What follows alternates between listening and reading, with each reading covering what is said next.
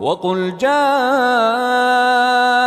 الحق وزهق الباطل ان الباطل كان زهوقا۔ السلام علیکم ورحمۃ اللہ وبرکاتہ۔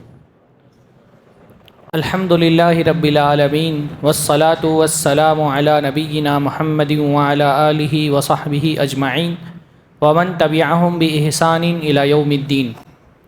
اعوذ باللہ السمیع العلیم من الشیطان الرجیم من ہمزہ ونفخہ ونفثہ، بسم اللہ الرحمن الرحیم۔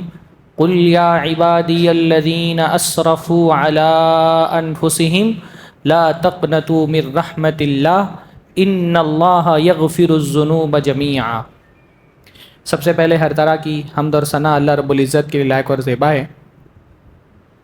ہم جس سے بہت محبت کرتے ہیں اور جو ہم سے بہت محبت کرتا ہے، ہم اللہ سے بہت محبت کرتے ہیں اور اللہ تعالیٰ ہم سے بہت محبت کرتا ہے، اور کیونکہ اللہ تعالیٰ ہم سے بہت محبت کرتا ہے تو وہ ہم کو عذاب نہیں دینا چاہتا۔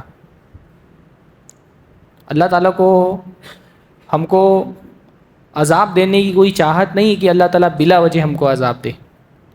قرآن مجید میں اللہ نے فرمایا ما یفعل اللہ بعذابکم، اللہ تعالیٰ تم کو عذاب دے کہ کیا کرے گا؟ اگر تم شکر گزار ہو، ایمان لے آئے ہو تو اللہ تعالیٰ کیوں تم کو عذاب دے گا؟ اللہ تعالیٰ تو بڑا رحیم و کریم ہے۔ اللہ تعالیٰ کی پہلی صفت جس سے ہم کو اللہ تعالیٰ کا تعارف ہوتا ہے وہ کیا ہے؟ الرحمن الرحیم، کہ بہت رحم کرنے والا ہے وہ۔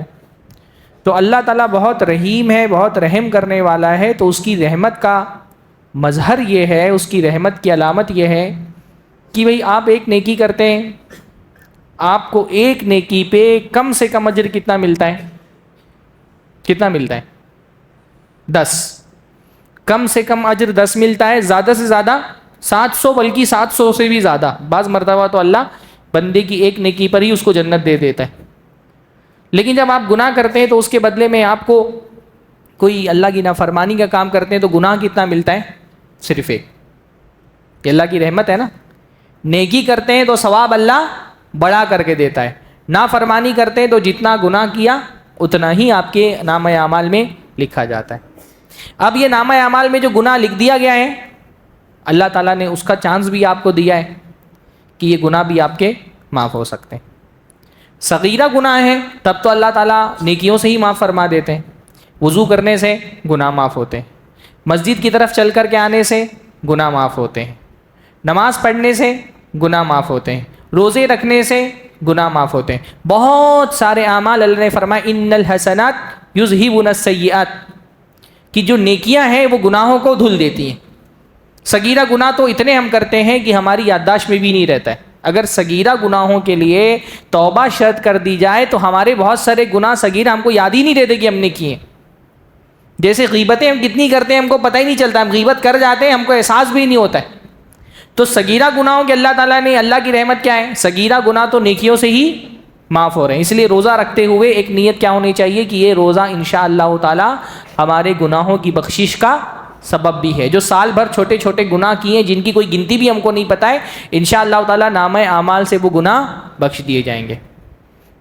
تو اگر اخلاص ہے، نیت اچھی ہے، تو انشاءاللہ تعالیٰ اس رمضان میں جو بھی گناہ ہم نے اگر اخلاص کے ساتھ نماز بھی پڑھ لی ہے، قیام اللیل جیسے کیا، اللہ کے نبی نے فرمایا کہ من قام رمضان ایمانا واحتسابا غفر له ما تقدم من ذنبه، جس نے قیام کر لیا رمضان میں ایمان کے ساتھ اللہ سے اجر کی امید رکھتے ہوئے، اس کے سارے گناہ بخش دیے جائیں گے۔ یہ ایک حدیث میں فرمایا ایک رمضان سے دوسرے رمضان تک کے گناہوں کا کفارہ ہوتا ہے مجتنبۃ الکبائر۔ کب تک؟ جب تک کہ آپ کبیرہ گناہوں سے بچ رہے ہیں۔ تو صغیرہ گناہ نیکیوں سے معاف ہوتے ہیں، کبیرہ گناہ بچ گئے، کبیرہ گناہوں کے لیے توبہ کرنی، کبیرہ گناہ بغیر توبہ کے معاف نہیں ہوتے۔ تو روزہ رکھ رہے ہیں الحمدللہ، تراویح بھی پڑھ رہے ہیں، انشاءاللہ یہ صغیرہ گناہوں کی معافی کا سبب بنے گا۔ اب زیادہ فوکس رمضان کے مہینے میں ہم کو اپنے کبیرہ گناہوں کی معافی کرانے پر ہونی چاہیے۔ تو ایمان والے بندے کو چاہیے یاد کر کر کے ایک ایک گناہ پر اللہ رب العالمین سے معافی مانگے۔ اور ہمارا رب بڑا رحیم و کریم ہے، بندہ جب سچے دل سے توبہ کرتا ہے ہمارا رب معاف فرما دیتا ہے۔ معاف فرمانا یہ اللہ تعالیٰ کی صفت ہے، معافی مانگنا یہ مومن کی صفت ہے. مومن معافی مانگتا ہے، اللہ تعالیٰ معاف فرما دیتا ہے، اور اللہ پسند کرتا ہے کہ مومن آ کر کے معافی مانگ لے. وہ جو بہت مشہور حدیث ہے کہ توبہ کرنے والے سی توبہ سے اللہ کیسے خوش ہوتا ہے، جیسے وہ بندہ جو صحرا میں سفر کر رہا تھا اور اس کی اونٹنی غائب ہو گئی اور وہ ٹینشن میں آ گیا. ریگستان میں سفر کرتے ہوئے اگر اونٹنی غائب ہو جائے تو اس کا مطلب کیا ہوتا ہے؟ صرف اونٹنی کا نقصان نہیں، جان چلی جائے گی انسان کی. بیچ صحرا میں اگر انسان کی سواری کھانے پینے کے ساتھ غائب ہو جائے تو انسان مر جائے گا ریگستان میں ہی. گویا کہ اس کی زندگی ختم ہو گئی تھی، اس کی موت یقینی تھی. واپس اس کی اونٹنی لوٹ آئی تو اپنی اونٹنی کو دیکھ کر کے وہ اتنا خوش ہوتا ہے کہ اس کو یاد ہی نہیں رہتا میں کیا کہہ رہا ہوں زبان سے. وہ کہتا ہے اللہ تعالیٰ تو میرا بندہ ہے، میں تیرا رب ہوں. جتنا وہ خوش ہوتا ہے اس سے زیادہ اللہ تعالیٰ کس بات سے خوش ہوتا ہے کہ آپ اللہ کے حضور میں آ کر کے گناہ ہو گیا تھا، نافرمانی سرزد ہو گئی تھی، اللہ تعالیٰ سے معافی مانگ لیں. معافی مانگنے کے بعد صرف یہ نہیں ہوتا کہ آپ کے گناہ اللہ معاف فرما دیتا ہے، اللہ تعالیٰ آپ کے گناہوں کو نیکیوں میں بدل دیتا ہے. تو گناہ کرنے کیسے کیا ہوتا ہے؟ آپ کا مرتبہ گھٹ جاتا ہے. معافی مانگتے ہیں تو پرانا مرتبہ ریسٹور نہیں ہوتا بلکہ اس کا مرتبہ اور آپ کا بڑھ جاتا ہے. بات سمجھ آئی؟ آپ اللہ تعالیٰ سے، ہر آدمی کا ایک لیول ہے نا اللہ سے قربت کا، اللہ سے تعلق کا. گناہ کرتے ہیں تو کیا ہوتا ہے؟ اللہ سے تعلق کا لیول نیچے چلا جاتا ہے، آپ اللہ سے دور ہو جاتے ہیں. جب توبہ کرتے ہیں تو پرانے لیول پہ نہیں آتے، پرانا لیول تو ریسٹور ہوتا ہی ہے. توبہ کیونکہ ایک عبادت ہے تو آپ کا لیول اور زیادہ بڑھ جاتا ہے. تو اس لیے رمضان کا مہینہ رونے کا، گڑ گڑانے کا، معافی مانگنے کا. ایک ایک گناہ یاد کریں. اللہ کی رحمت بہت بڑی ہے، اللہ کا عذاب بہت شدید ہے. اللہ کے عذاب سے خود کو معمون مت سمجھیں کہ نہیں ہم نے تو توبہ کر لی تھی معاف ہو گیا. پتہ نہیں اللہ تعالیٰ کس گناہ پہ ہماری پکڑ کر لے، ہم سوچ بھی نہیں ہو. ہم ہو سکتا ہے کوئی گناہ کر کے بھول گئے ہو بڑا، ہم سوچ رہے ہو کہ چلو ختم ہو گیا توبہ کر لی تھی، کیا پتہ وہ توبہ قبول نہ ہوئی اور اللہ تعالیٰ پکڑ کر لے. قرآن کی بہت ساری آیتیں الگ الگ ہیں جن کے بارے میں علماء نے کہا ہے کہ یہ قرآن کی سب سے ڈرانے والی آیت ہے. انہی آیتوں میں سے ایک آیت ہے اخوف. سب سے زیادہ ڈرانے والی آیتوں میں سے ایک آیت کون سی ہے؟ کہ وَبَدَا لَهُم مِّنَ اللَّهِ مَا لَمْ يَكُونُوا يَحْتَسِبُونَ، کہ قیامت کے دن کچھ لوگ اٹھیں گے، ان کا گمان تھا کہ ہم تو بہت نیک ہیں، اللہ تعالیٰ تو ہماری بخشش کر دے گا، پر جب اللہ ان کی پکڑ کرے گا نا وہ چونک جائیں گے. انہوں نے سوچا بھی نہیں ہوگا کہ میری بھی پکڑ ہوگی، اس گناہ پر بھی میری پکڑ ہو سکتی ہے. وہ گناہ کر کے بھول گئے، جب اللہ پکڑ کرے گا ڈر جائیں، مطلب ان کی حالت خراب ہو جائے گی کہ ایک گناہ جس کو کر کے وہ بھول گئے تھے اس پر پکڑ ہو جائے گی. اس لیے رمضان کا یہ مہینہ ایک ایک گناہ اپنے یاد کر کے معافی مانگنے کا مہینہ ہے، توبہ کا مہینہ ہے. ایک ایک گناہ یاد کریے. رات کے آخری حصہ میں خصوصی طور پہ، رات کا جو آخری حصہ ہوتا ہے نا ثلث اللیل، اس میں اللہ تعالیٰ سمائے دنیا پہ نازل ہوتا ہے اور بندوں سے کہتا ہے حل من مستغفر فاغفر لہ، کوئی اگر معافی مانگنے والا ہے تو آ جائے، میں اس کی بخشش کرنے کو تیار ہوں. اس لیے سحری میں تو اٹھتے ہی ہیں ماشاءاللہ، آدھا گھنٹہ 20 منٹ 15 منٹ پہلے اٹھ جائیں، وضو بنائیں، نماز پڑھیں، سجدے میں روئیں، گڑ گڑائیں اللہ کے سامنے، ہاتھ اٹھا کر کے اللہ سے اپنے گناہوں کی بخشش طلب کریں. اللہ معاف کرتا ہے، اللہ چاہتا ہے کہ وہ معاف کرے. اللہ تعالیٰ قرآن مجید میں فرماتا ہے قل یا عبادی الذین اسرفوا علی انفسہم لا تقنطوا من رحمت اللہ. اللہ کے نبی کہہ دیجئے میرے بندوں کو، یا عبادی الذین اسرفوا علی انفسہم، اے میرے بندو. کن سے کہہ رہا اللہ تعالیٰ میرے بندو؟ یہاں متقیوں کو نہیں پکارا جا رہا. میرے بندوں میں ایک محبت ہے نا، جب آپ کسی سے بڑی محبت کرتے ہیں تو اس کو اپنی طرف منسوب کرتے ہیں. یہاں اللہ تعالیٰ اے میرے بندو، گویا کہ یہ ایسا اللہ تعالیٰ پیار سے پکار رہا ہے، اے میرے پیارے بندو. اور اتنا پیار اللہ کس کو جتا رہا ہے؟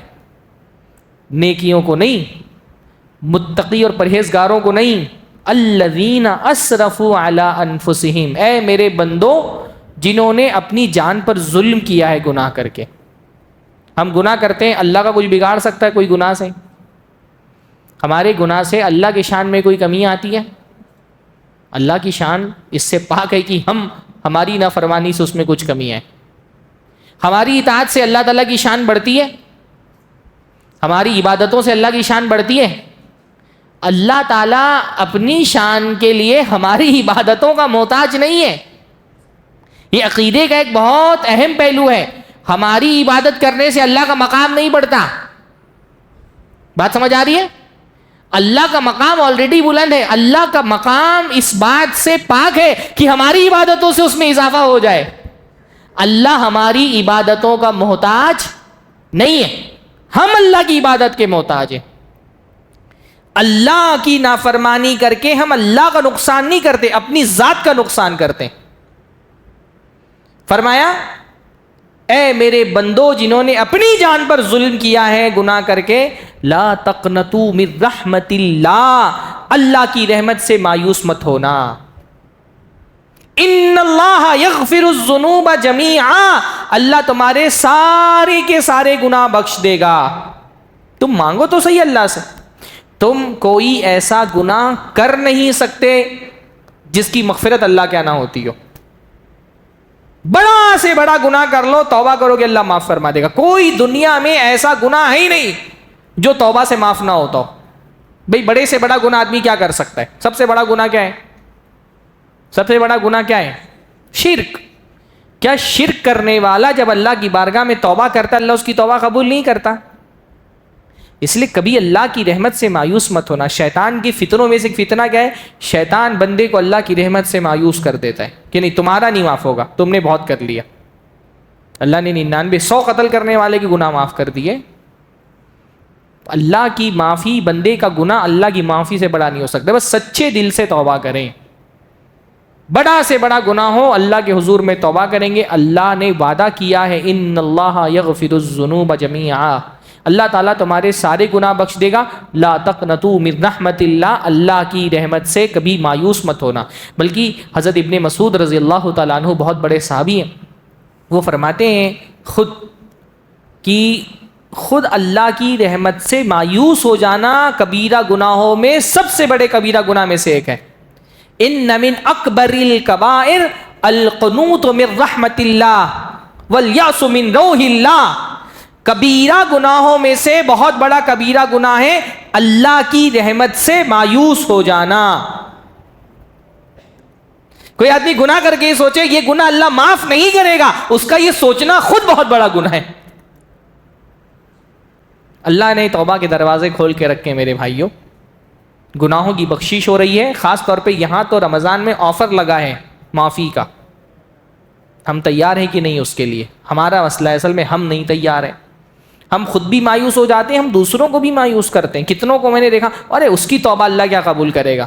واللہ یہ بہت خطرناک جملہ ہے کہ اس کی توبہ اللہ کیا قبول کرے گا. آپ اللہ تعالیٰ کی رحمت کے پر داروغہ بن نہیں سکتے. اللہ کی مرضی, اللہ جس کو چاہے معاف کر دے. کتے کو پانی پلانے کی وجہ سے اللہ تعالیٰ نے ایک زانیہ عورت کی بخشش کر دی. اللہ کی رحمت میں کوئی کمی نہیں. لیکن سچے دل سے توبہ کرنی چاہیے. اب سچے دل سے توبہ کیا ہوتی ہے یہ انشاءاللہ تعالیٰ کل کے درس میں. سچی توبہ ہونی چاہیے. سچی توبہ کی کچھ شرطیں ہیں, کون کون سی شرطیں, وہ انشاءاللہ تعالیٰ کل کے درس میں. اللہ تعالیٰ ہم سب کو سچے دل سے گناہوں سے مغفرت طلب کرنے کی اللہ تعالیٰ توفیق نصیب فرمائے. وآخر دعوانا الحمد للہ رب العالمین. السلام علیکم ورحمۃ اللہ.